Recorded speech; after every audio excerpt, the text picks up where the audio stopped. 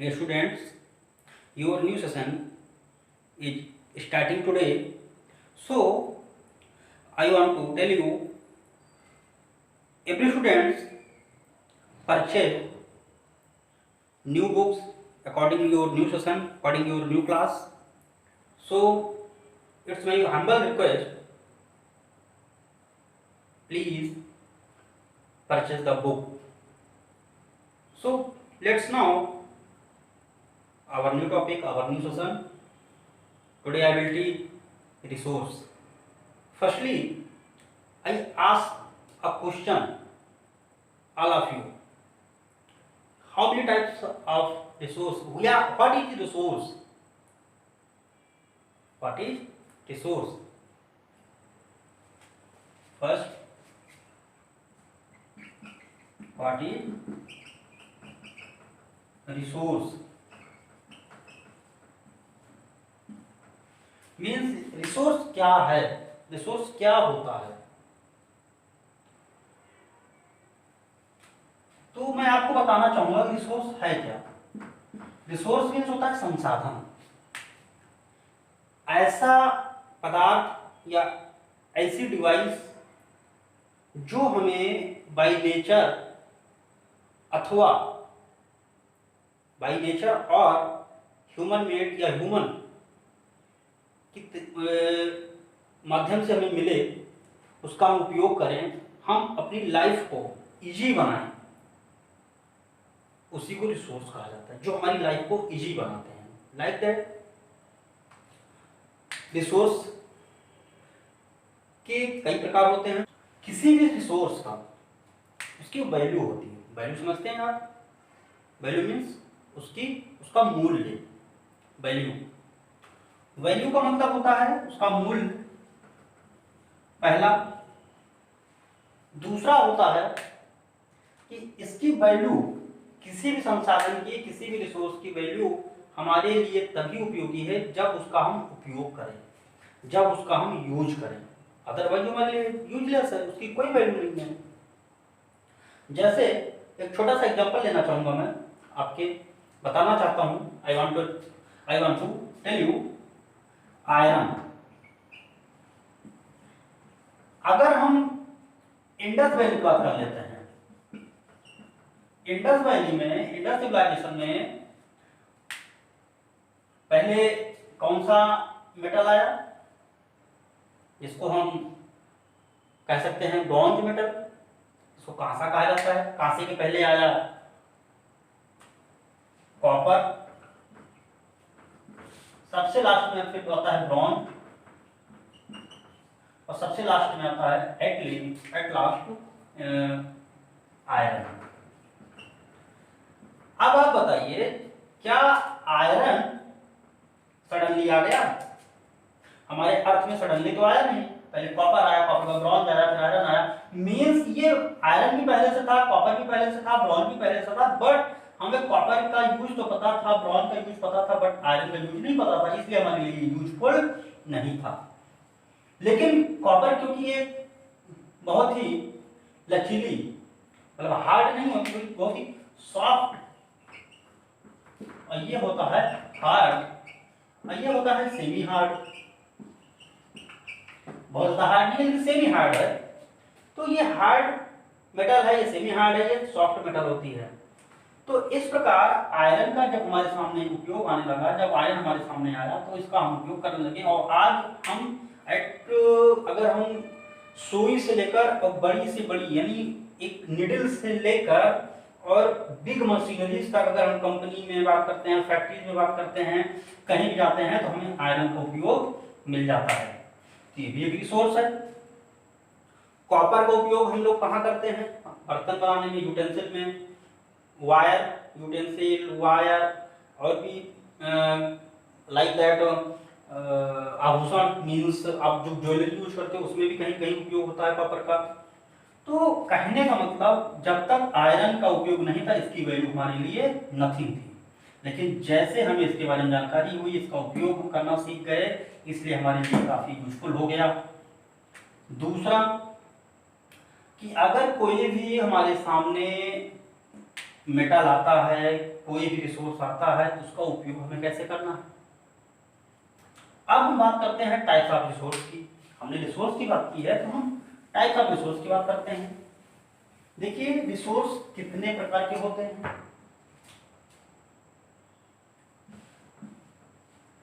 Resource 2 प्रकार के होते हैं बेटा। पहला देखिए रिसोर्स होते हैं 2 प्रकार के, रिन्यूएबल और नॉन रिन्यूएबल। यानी renewable renewable and non renewable. अब आप सोच रहे होंगे ये व्हाट इज रिन्यूएबल और व्हाट इज नॉन रिन्यूएबल। अब देखिए रिन्यूएबल को हम दूसरा नाम भी दे सकते हैं कि एग्जॉस्टिबल एंड नॉन एग्जॉस्टिबल। इसको हम कहेंगे नॉन एग्जॉस्टिबल, इसको कहेंगे एग्जॉस्टिबल। अब देखिए कैसे। रिन्यूएबल का मतलब हो गया कि ऐसे रिसोर्स जिनको समाप्त होने के पश्चात उनको हम पुनः प्राप्त कर सकते हैं, उनको हम पुनः गेट कर सकते हैं, फिर से गेट कर सकते हैं, यानी उनका हम उपयोग अगेन एंड अगेन कर सकते हैं, उनका यूज हम अगेन एंड अगेन कर सकते हैं। बट इसका उपयोग हम ओनली वन टाइम यूज कर सकते हैं। क्यों? क्योंकि एक बार इसका उपयोग हो जाता है इन रिसोर्स का, तो ये समाप्त हो जाते हैं, दोबारा इनको प्राप्त करना काफी डिफिकल्ट होता है। अब एग्जाम्पल की बात कर लेते हैं, जैसे एयर, वाटर या फिर सनलाइट या फिर सॉइल, यानी बहुत सारे ऐसे हैं जिनको हम रिन्यूएबल में रख सकते हैं। नॉन रिन्यूएबल में लाइक गैस या पेट्रोलियम गैस, गैस तो बहुत सारी होती है बट पेट्रोलियम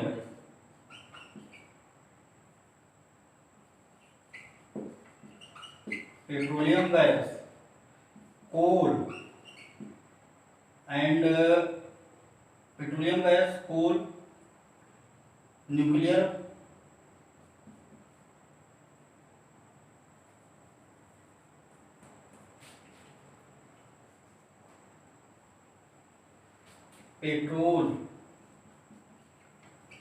पेट्रोल डीजल, यानी बहुत सारे ऐसे हैं जिनका उपयोग हम नॉन रिन्यूएबल में रख सकते हैं, जिनका हम उपयोग सिर्फ वन टाइम कर सकते हैं, नेक्स्ट टाइम के लिए ये फिनिश हो जाते हैं, इनका उपयोग हम नहीं कर सकते।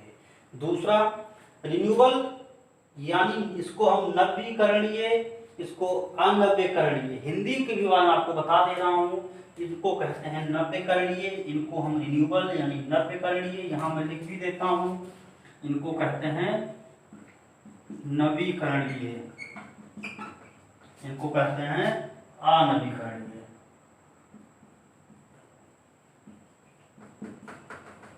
क्यों? क्योंकि ये एक बार समाप्त हो जाते हैं, दोबारा इनको पुनः प्राप्त करना, पुनः बनाना बड़ा डिफिकल्ट होता है।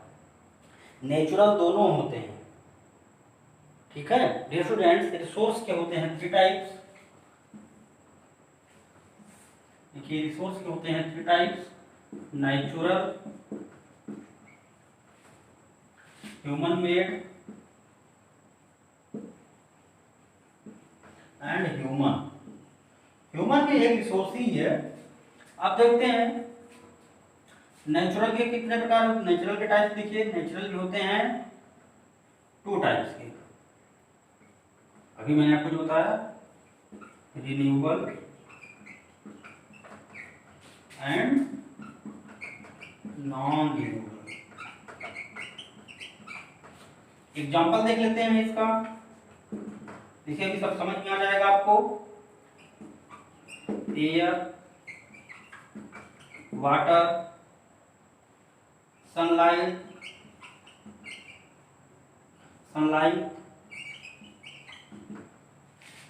एंड सॉइल एंड लैंड, ये सारे आपके क्या है, नेचुरल रिसोर्स हैं। नॉन रिन्यूएबल में देख लेते हैं एग्जांपल, जैसे petroleum, petroleum gas, petroleum gas, petrol, diesel, LPG and many types of resources जो एक समय यूज करने के पश्चात ये समाप्त हो जाते हैं, दोबारा इनको हम यूज नहीं कर सकते। देख, we can't use, okay, we can't use, हम एक बार इनको अगर यूज कर सकते हैं, दोबारा यूज करने के लायक हमारे लिए नहीं होते हैं, समाप्त हो जाते हैं। और ये नेचर में बाय डिफॉल्ट ये भी मिलते हैं, रिन्यूएबल भी और नॉन रिन्यूएबल भी, बट इनकी संख्या सीमित है कि आज नहीं, इन केस फ्यूचर में कभी न कभी ये समाप्त हो जाएंगे, बट जो आपके रिन्यूएबल होते हैं ये कभी समाप्त नहीं होंगे। ह्यूमन वेट की बात कर लेते हैं, अगर हम ह्यूमन वेट में देख लेते हैं जल्दी से। ह्यूमन वेट क्या है कि लाइक दैट, जैसे हमने आयरन नेचुरल है, मिला, उसका उपयोग हमने किया, तो उसका उपयोग हम कैसे कर सकते हैं? हमने आयरन से क्या बनाया, कोई बड़ी बिल्डिंग बनाई, आयरन से कोई हमने मशीन बनाई या फैक्ट्री बनाई, आयरन से हम आयरन शीट या स्टील शीट बना लेते हैं। देखिए हम स्टील शीट बना लिए, आयरन से हम स्टील शीट बना लेंगे, तो भी क्या है आपके ह्यूमन मेड है। दूसरा, जैसे हम जो है आयरन के जगह अगर हम कोई दूसरा यूज कर लेते हैं, जैसे मेटल, नॉन मेटल हो गया, नॉन मेटल में जैसे आपका जैसे ग्रेफाइट हो जाता है, ग्रेफाइट, साल्ट, ये मतलब जितने भी आपका नेचर द्वारा renewable, non renewable, human made का स्टील शीट, ग्रेफाइट, साल्ट, ये सब आपके क्या हैं, रिसोर्स हैं, जिनसे हम अपने कार्य को इजी बना सकते हैं, अपने कठिन कार्य को, अपनी समस्याओं को, अपनी जो हमारी डिफिकल्टीज हैं उनको हम आसानी से दूर कर सकते हैं और अपने कार्य को हम इजी तरीके से सॉल्व कर सकते हैं। ह्यूमन की बात कर लेते हैं, तो ह्यूमन भी एक प्रकार से इस समय रिसोर्स ही है, क्योंकि ह्यूमन इन सारे रिसोर्स का उपयोग करता है। और ह्यूमन यानी जो इंसान है, जो इस जीवित प्राणी है, वो इन सारे रिन्यूएबल, नॉन रिन्यूएबल या human made, man made, natural, इन सारे रिसोर्सों को क्या करता है, ऑपरेट करता है अपने तरीके से। और बड़ी बड़ी बिल्डिंग्स, बड़ी बड़ी फैक्ट्री और ट्रेन, बस, प्लेन, इन सब चीजों को वो मेक करता है, बनाता है। बेटा एक क्वेश्चन मैं आपको देना चाहूंगा कि आप लोग नोट करिए अपनी नोटबुक में, कि आप लोग नोट करिए कि नेचुरल और ह्यूमन मेड के एग्जांपल्स आपको अपनी बुक्स में, अपनी नोटबुक में लिखना है। नेचुरल और ह्यूमन मेड के एग्जांपल्स लिखने हैं, और उसके पश्चात रिन्यूएबल और नॉन रिन्यूएबल, यानी रिन्यूएबल और नॉन रिन्यूएबल के भी एग्जांपल्स लिखने हैं। आप when you will come in school early morning and after school when you will go at your home, then बहुत सारी चीजें आप देखते हो, तो उसमें सबको नोट करना है कि कौन सा नेचुरल है, कौन सा आर्टिफिशियल है यानी ह्यूमन मेड है, कौन सा रिन्यूएबल है और कौन सा नॉन रिन्यूएबल है। ये आपको कॉपी में नोट करना है, ये आपका होमवर्क है। जैसा कि मैं भी आपको बता रहा था ह्यूमन रिसोर्स के बारे में, ह्यूमन रिसोर्स के बारे में बता रहा था। What is human resource? मैंने आपको बताया ना, रिसोर्स 3 टाइप्स होते हैं, natural resource and human made, and second human made, and third human resource. अब ह्यूमन रिसोर्स क्या होता है बेटा? आपके माइंड में सवाल उठ रहा होगा कि what is human resource, what is human resource. अगर नहीं उठ रहा है तो आप सोच नहीं पा रहे हैं, आपकी थिंकिंग पावर डेवलप नहीं हो रही है, क्योंकि आपका सोशल साइंस मींस ये सोशल भी है और साइंस भी है। इसमें साइंस की तरह आपको माइंड लगाना है, और सोशल यानी सामाजिक तरीके से कि ऐसा वर्क करना है कि हम जुड़े भी रहें, समाज से भी जुड़े रहें और अपने इस समाज को कुछ ऐसी तकनीक दें, इस ऐसी कुछ टेक्नोलॉजी दें जिससे हमारा जो सोशल है, जो हमारा ज्ञान है, जो हमारा आसपास का समाज है, वो इससे प्रभावित हो, इफेक्ट हो, इसको लाभ मिले, प्रॉफिट हो। अब इसीलिए मैंने बात की व्हाट इज ह्यूमन रिसोर्स। तो ह्यूमन रिसोर्स लाइक दैट, अभी मान लीजिए ह्यूमन है, डॉक्टर होता है, डॉक्टर होता है, डॉक्टर क्या करता है, ये भी ह्यूमन रिसोर्स ही है भाई। आपको कैसे पता, आप सोच रहे होंगे सर ये कैसे हुआ। भाई देखिए, डॉक्टर क्या करता है, हमारी समस्याओं को, जब हम बीमार होते हैं, जब हमें डिजीज होती है, हमें कोई प्रॉब्लम्स होती है, हम कहाँ जाते हैं, डॉक्टर के पास, चेकअप कराते हैं, ट्रीटमेंट कराते हैं, हमें ठीक हो जाते हैं, हम घर आ जाते हैं। जैसे अभी मैंने लास्ट सेशन में मैंने एक टॉपिक पढ़ाया था कोविड-19। तो कोविड-19 में इस समय कोरोना वॉरियर का एक शब्द का नाम मैंने लिया था, कोरोना वॉरियर। तो इस समय कोरोना वॉरियर कौन है, डॉक्टर ही है। जितने भी डॉक्टर्स हैं यही क्या है आपका इस समय कोरोना वॉरियर है। जितने भी नर्सेज हैं ये कोरोना वॉरियर हैं, क्योंकि ये फर्स्ट स्टेप पर खड़े हैं। यही हमारी क्या कर रहे हैं, हमें कोरोना जो वायरस आया है इससे हमें बचा रहे हैं, हमारी हेल्प कर रहे हैं, हमारा ट्रीटमेंट कर रहे हैं। तो वैसे ही वो भी एक रिसोर्स ही है। साइंटिस्ट क्या करते हैं, वो अपने साइंस और विज्ञान के माध्यम से वो नई नई टेक्नोलॉजी का उपयोग करते हैं, नए नए इन्वेंशन करते हैं, नए नए टेक्नोलॉजी लेकर आते हैं, जिससे हमारा जो ह्यूमन लाइफ है, जो हमारे ह्यूमन हैं, जो ह्यूमन बींग्स हैं, इनको अपने कार्य को करने में सहायता मिलती है, हेल्प मिलती है, जिससे अपने कार्य को वो इजीली कर सकते हैं। लाइक दैट, जैसे कि हम सिर्फ आसमान को देखते थे, यानी स्काई को देखते थे, तो स्काई को देखते थे तो हमें दिखता था मून, स्टार, लेकिन हम मून और स्टार को देखते जरूर थे, लेकिन हमें इसके बारे में जानकारी नहीं थी। बट जब से साइंटिस्ट आए,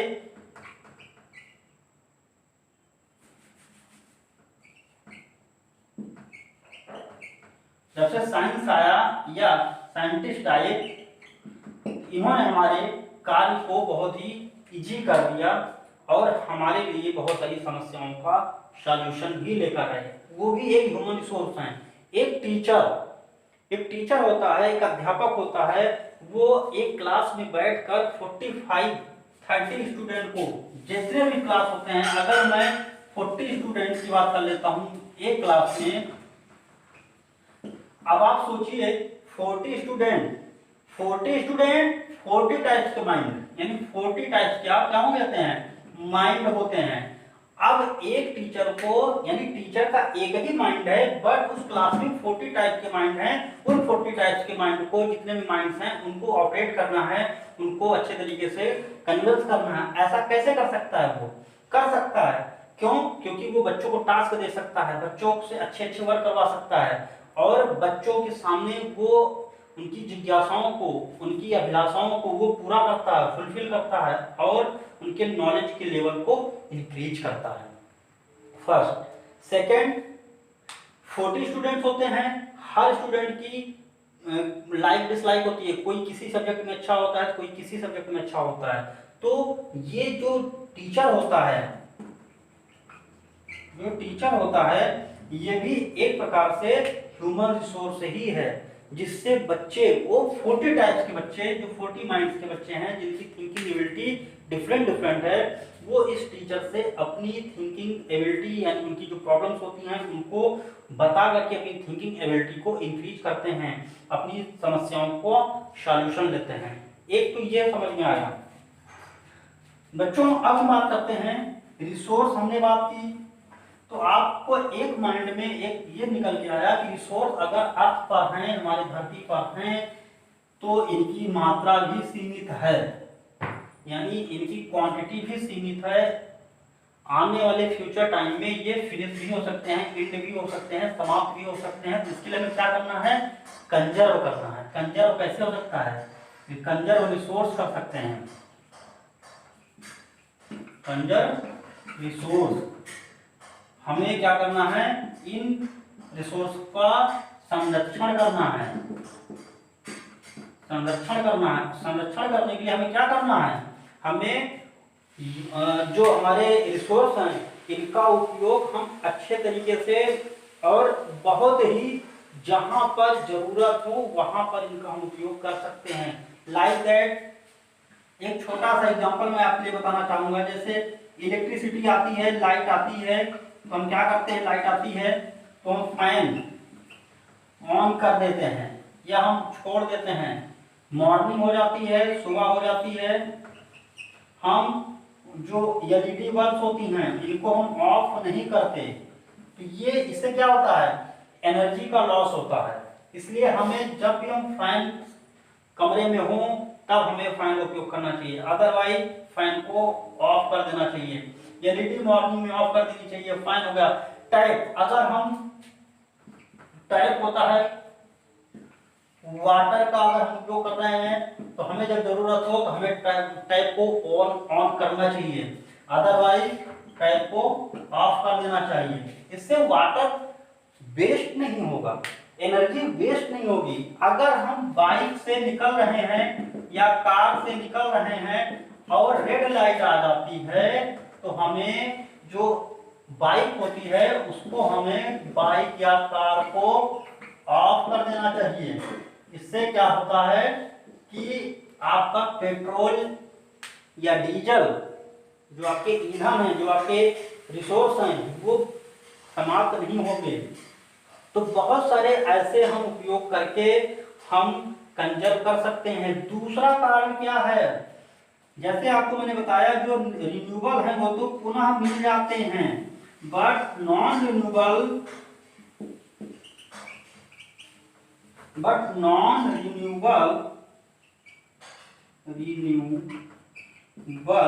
जो रिसोर्स हैं वो फिनिश हो जाते हैं, या एक समय बाद एटलीस्ट कभी न कभी ये फिनिश हो जाएंगे। तो इसके लिए हमें क्या करना है, हमें इनका उपयोग करना है, हमें इनको बचाना है, तो हमें सोच समझकर इनका उपयोग करना चाहिए। दूसरा रीजन क्या है, हमें ज्यादा से ज्यादा नेचर को बचाने की कोशिश करनी चाहिए। जैसे हमें रिसोर्स को कंजर्व करना है तो हम 2-3 पॉइंट्स में जल्दी से जान लेते हैं बेटा। हमारे इंडिया में 1 जुलाई टू 7 जुलाई क्या होता है बेटा, हमारे यहाँ वन महोत्सव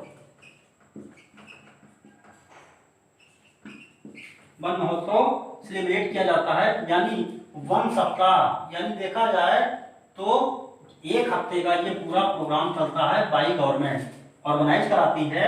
और इसके लिए प्लांटेशन होता है, प्लांटेशन का वर्क होता है। इसमें एनजीओ भी वर्क, जो प्लांटेशन का काम होता है बेटा, इसमें एनजीओ भी पार्टिसिपेट करते हैं, पब्लिक इंडिविजुअल भी कार्य कर सकती है।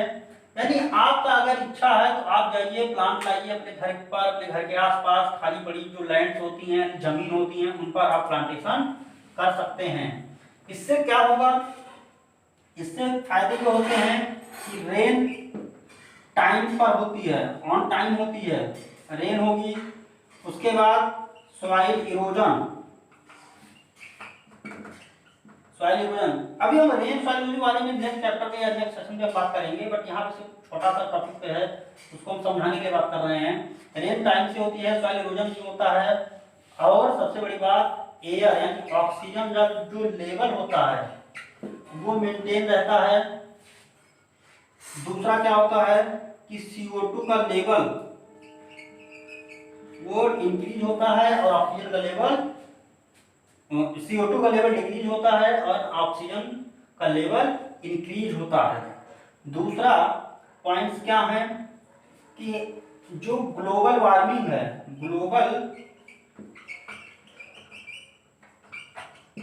है, ये डिक्रीज हो जाती है।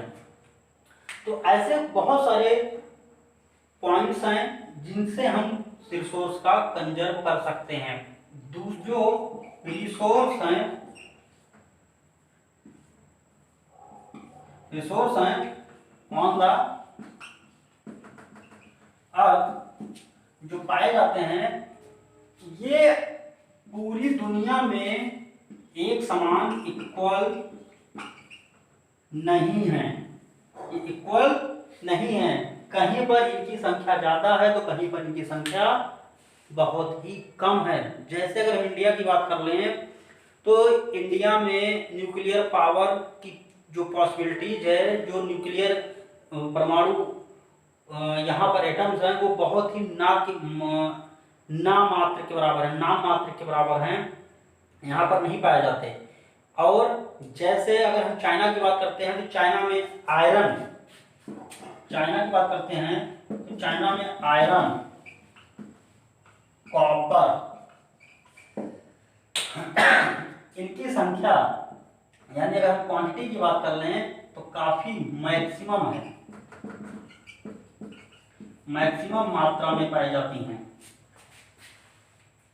मैक्सिमम पाई जाती हैं।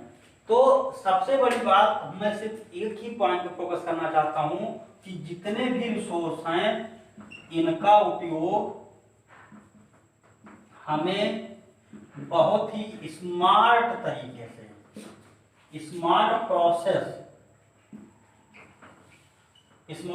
से करना चाहिए। We should use all resources by the smart process because all resources in very less amount found in the earth, अर्थ के अंदर पाए जाते हैं, अर्थ के ऊपर तो मिलते ही बट अर्थ के अंदर, क्योंकि जितने भी रिसोर्स होते हैं, चाहे आयरन हो, कॉपर हो या कोई भी मेटल है, उसको हम ड्रिल करके, उनकी खुदाई करके, माइनिंग करके हम निकालते हैं। तो इस प्रकार आज का टॉपिक यहीं पर है। मैं बच्चों आपको एक छोटा सा कोड दूंगा, आज का कोड है 21 और आपको ये कोड अपने कमेंट बॉक्स में आपको राइट करना है। फर्स्ट आपका जो होमवर्क है वो होमवर्क आपको भी नोट करा दिया जाएगा। आपको अपने सारे रिसोर्स चैप्टर का पूरे क्वेश्चन आंसर्स आपको लिखने हैं। Okay, you will have to write all questions and answer summary and notes in notebook. Okay, thank you so much.